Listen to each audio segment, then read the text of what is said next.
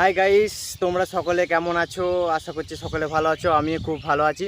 তো অনেক দিন পর আজকে ভিডিও নিয়ে চলে এসেছি। তো আজকের ভিডিওটা হচ্ছে যে যাদের অযথা অনিয়মিত পেটের ফ্যাট, পেটের চর্বি বেরিয়ে চলেছে, তো অনেক চেষ্টার পর কমছে না, ঠিক আছে? তো আজকে তোমরা এই ব্যায়ামটা দেখো, ঠিক আছে? দেখে তোমরা বাড়িতে 1 সপ্তাহ করো, কি রেজাল্ট পাচ্ছে সেই রেজাল্টটা তুমি ভিডিওতে দেখার পর করে ব্যায়ামটা করে আসার পর তুমি কমেন্ট করে জানাবে, ঠিক আছে?